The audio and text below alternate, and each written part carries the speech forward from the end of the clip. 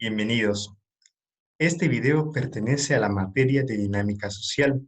Mi nombre es Brian Monroy Montert, estudiante de la Ingeniería en Gestión Empresarial en el Tecnológico Nacional de México, Campus Orizaba. El motivo de este video es explicar uno de los subtemas de esta unidad que se llama dinámica de grupos, para lo cual me ayudaré de unas diapositivas que irán pasándose mientras voy explicando. Como ya vimos, dinámica de grupos. Mi nombre es Brian y vamos avanzando. Vamos a empezar por una definición de conceptos. Primero vamos a aterrizar qué es la dinámica. Dinámica viene del griego dinamikos, a su vez procede de la raíz dynamis, que significa fuerza. Para efectos de este video, diremos que la dinámica es un sistema de fuerzas unidas y dirigidas a un fin específico. O también es un nivel de intensidad de una actividad en concreto. Esto lo aterrizaremos en la cuestión de los grupos propiamente. Ahora, ¿qué es un grupo? En la cuestión etimológica no tenemos realmente gran cosa que decir. Proviene del italiano, que a su vez proviene del latín, pero es prácticamente igual, grupo. Por lo tanto, he decidido ya poner una definición un poco más propia a nuestra materia, a lo que queremos estudiar.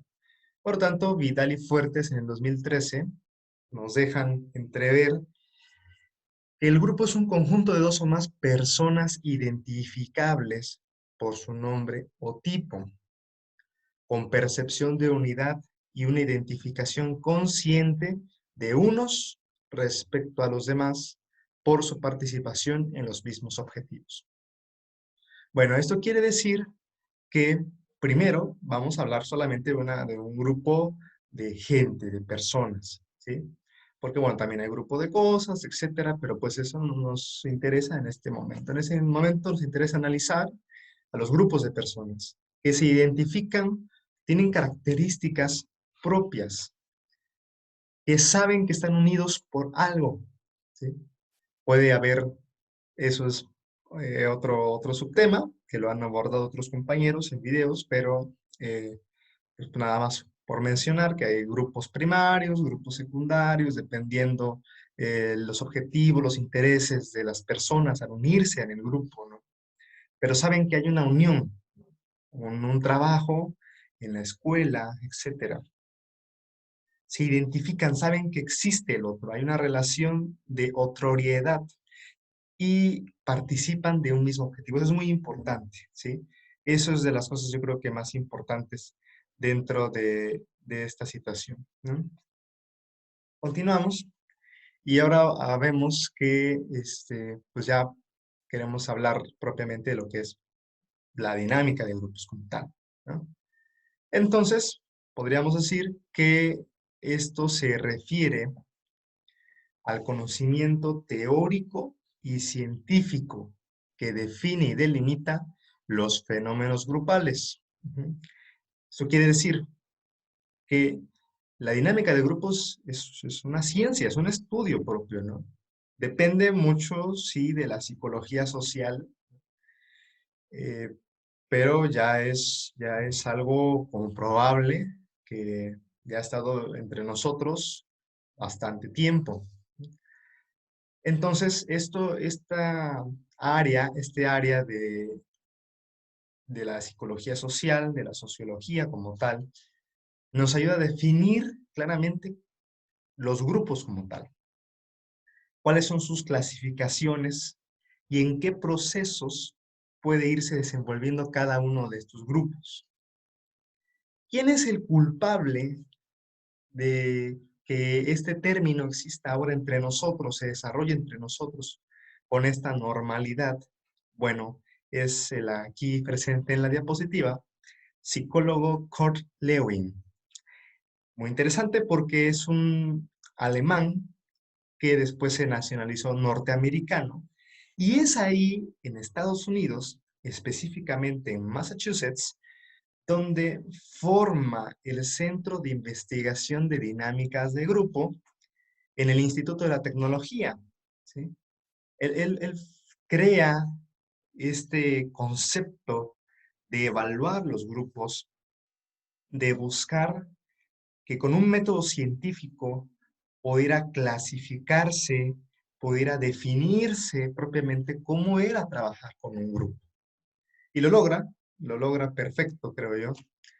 Y bueno, de él, de Kurt Lewin, hemos heredado así, año tras año, década tras década, este proceso de ir asimilando cómo trabajar una dinámica de grupos en la sociedad. Hay factores para la formación de grupos. Yo quise tomar a estos autores de los que estoy hablando, que es Vidal y Fuertes. Bueno, ellos hablan de unos 7 factores que se me hacen bastante interesantes. Uno, es los objetivos que se persiguen, ¿no?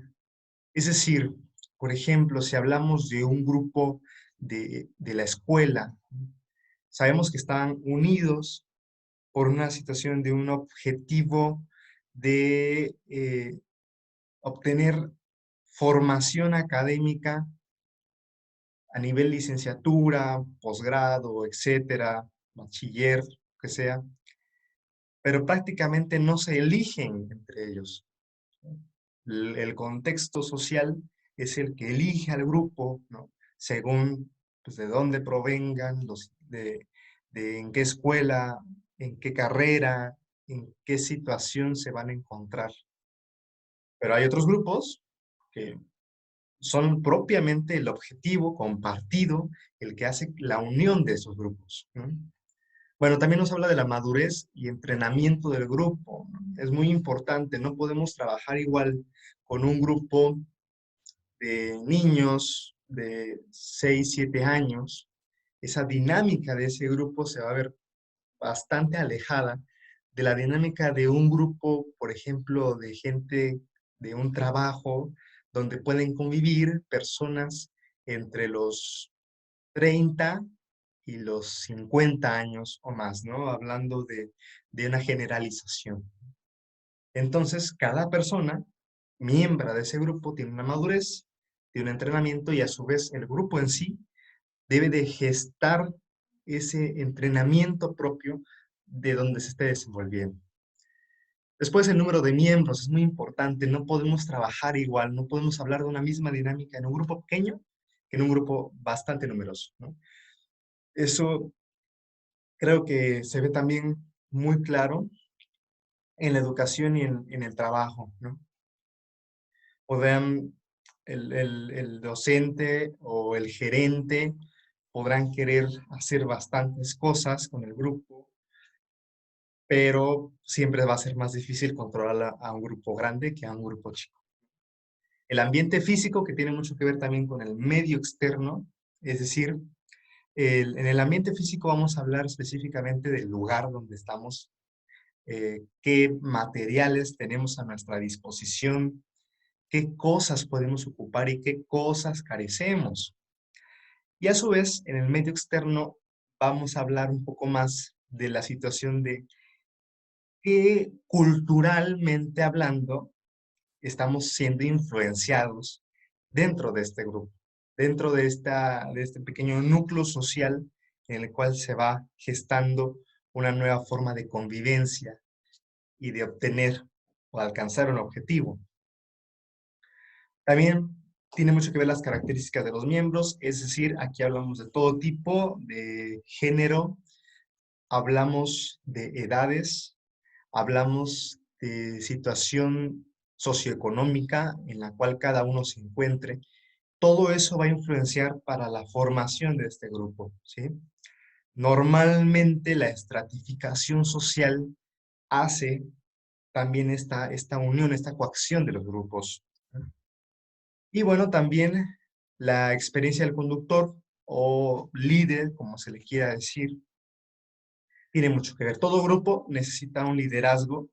Eso se contradice un poco con lo que hablaré en la siguiente diapositiva, de líder, de la asociación de líder, pero debo de afirmar y debo de decir que todo grupo necesita un líder, ¿ya? Sea como se entienda el liderazgo dentro del grupo, pero debe de haber una cabeza, alguna situación que funja como ese directriz. Y quien tenga el mando, pues también va a influir mucho en la capacidad de respuesta del grupo. Bueno, un poco antes de esos autores, voy a mencionar también a Gibb. En 1982 se nos da los principios para el trabajo en equipo, que son 8 principios. También podríamos hablar horas acerca de esto, pero creo que con simple hecho de mencionarlos, podría dar ya bastantes luces. Bueno, habla de un ambiente, debe de ser un ambiente favorable, es decir, si no hay los materiales necesarios para continuar con el trabajo, hay que buscarlos, hay que buscar crear un ambiente, no solamente que exista y ya, sino crear un ambiente. Hay que reducir la intimidación, es decir, el trabajo en equipo no debe de ser eh, como demasiado autoritario que no permita la libertad de los miembros en la cuestión de la creatividad, en la cuestión de buscar ser pues unas personas que puedan ayudar, aportar algo, ¿no? Entonces debe de haber una situación de tranquilidad dentro del grupo, una sensación de que todos estamos en una misma sintonía. También hablábamos bueno, perdón, habla Jeep del liderazgo compartido. Aquí es donde decía que había una pequeña contradicción, o más bien contraargumentación del liderazgo, del papel del líder, ¿no? Pero pues Jeep dice, sí existe liderazgo, pero el liderazgo debe de ser compartido entre todo el grupo. Todo el grupo debe de estar consciente de que son líderes en alguna u otra forma. Eso me hace muy interesante porque no dejamos el liderazgo en manos de alguien en específico, sino que lo compartimos. Somos todos los que correspondemos a este liderazgo. Hay que definir un objetivo, como ya lo hablábamos, un objetivo académico, un objetivo laboral, un objetivo religioso, etcétera. Pero hay que saber por qué objetivo estamos. Cuando el grupo no trabaja bien, probablemente falta definición de objetivos. Eso es muy interesante. Flexibilidad entre los miembros debe de ser una situación flexible, es decir, no debe ser lineal y recta y todo, ¿no? Porque las personas no somos así tan lineales, ¿no? Somos más bien divergentes, somos más bien de una capacidad de imaginar y de crear y de buscar nuevas formas, ¿no? Entonces, no tenemos que hacer un grupo bastante hermético, sino un grupo flexible. Debe haber consenso entre los miembros del grupo, es decir, eh, por ejemplo, si yo tengo una idea de cómo poder mejorar esta situación, debo de compartirla. Y el grupo debe de aceptar, pues no la idea como tal, pero sí discutir, ¿no? No con agresividad, sino la propia palabra discusión implica ese ir y venir de las ideas. Y entonces, pues para llegar a un consenso, llegar a una conclusión que nos ayude a todos. Hay que comprender el proceso. Eh, yo creo que también es importante revisar o hacer un análisis histórico desde los principios de la creación del grupo hasta donde estamos y cómo nos proyectamos hacia el futuro. Eso es comprender el proceso, dónde estábamos, dónde estamos ahora y dónde queremos estar después. Y para eso nos va a ayudar la evaluación continua, ¿sí? Si evaluamos cada cierto tiempo, periódicamente, definimos qué rubros, qué aspectos vamos a evaluar y cada cierto tiempo, eso nos va a facilitar el trabajo en grupo. Eso nos va a facilitar demasiado. Bueno, esas son mis referencias. Fuertes Camacho y Vidal en 2013 y GIF 1982 en el Manual de Dinámica de Grupos en Buenos Aires. Entonces, bueno, pues hasta aquí llega mi video. Espero que haya servido para iluminar en algún aspecto. Más adelante hablaré también sobre la cuestión del liderazgo, que creo que es muy importante en el grupo, entender el papel del líder, cómo se concibe el líder. También lo haré muy brevemente en un podcast que también subiré más adelante. Bueno, pues eso sería todo. Mi nombre es Brian Monroy Monter y que pasen estén pasando muy buen día. Hasta luego.